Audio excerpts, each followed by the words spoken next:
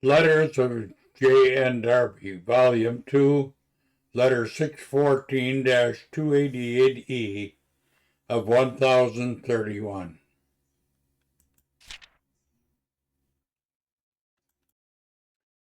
G. J. Stewart, my dear brother, I am always glad to hear from you and of Australia, even if I do not answer at once, which exceeding occupation sometimes hinders my doing. I am very thankful that they are happy at the Lord is sufficient for all things, that we must carefully remember it is a great thing.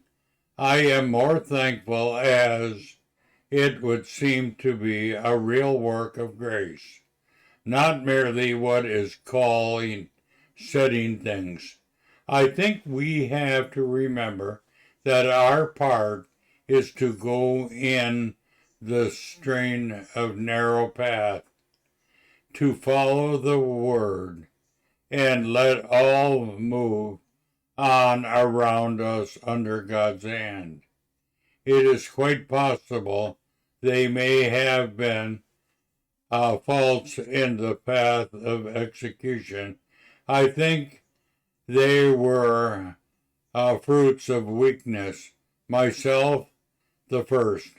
I do not doubt our path, and that we have to follow the word in preachfulness and grace, as have often said, the feet of the narrow path, the heart as large as we can, by grace.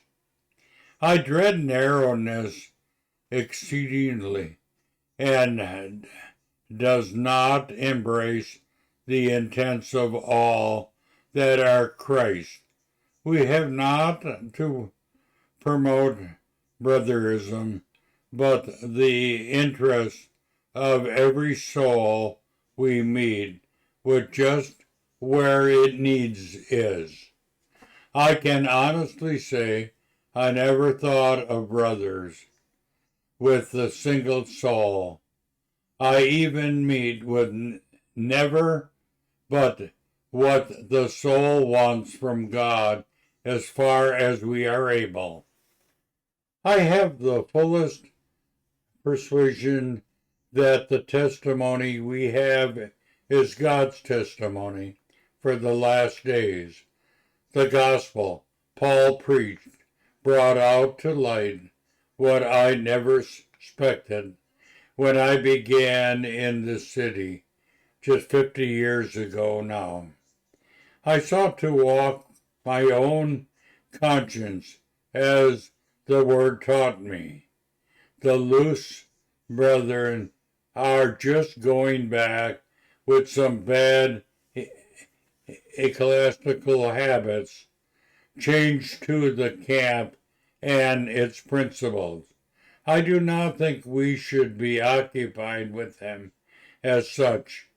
If they had the true brethren are built upon, they have given it up to get on with the church world.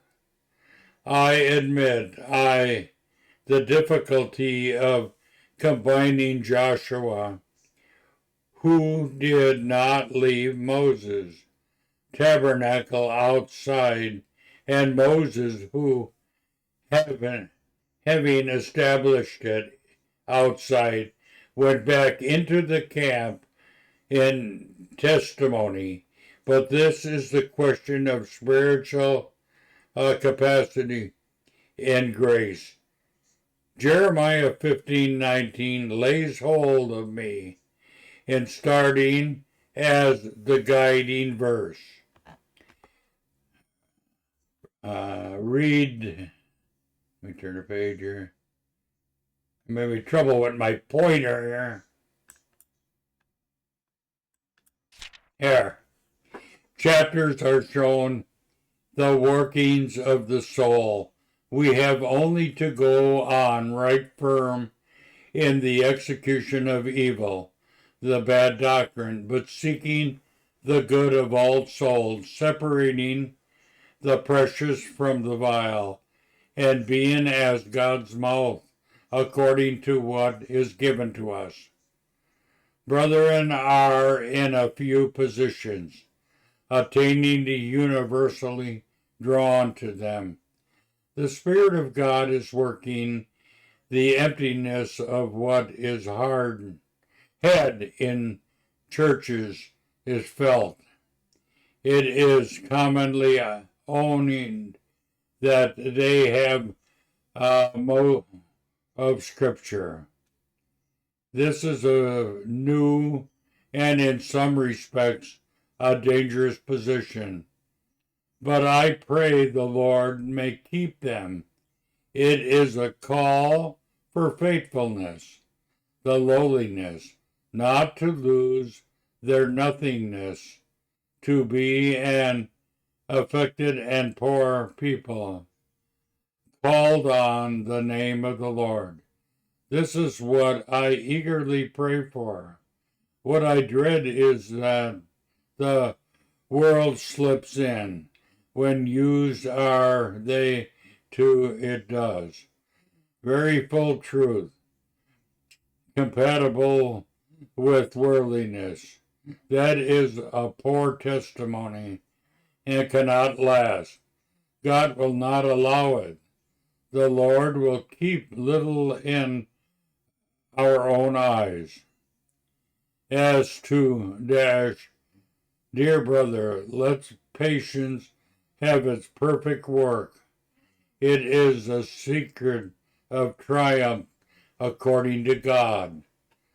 Strengthened with all might according to his glorious power, unto all patience and long suffering with joyfulness. The sign of the apostles were wrought in all patience. I admit in the fullest way the ruin of the church and the world. But this is no reason for continuing in the evil that brought it in and into which it has led. From such turn away is the word, and then follow righteousness, faith, charity, peace, with them that call on the name of the Lord out of a pure heart.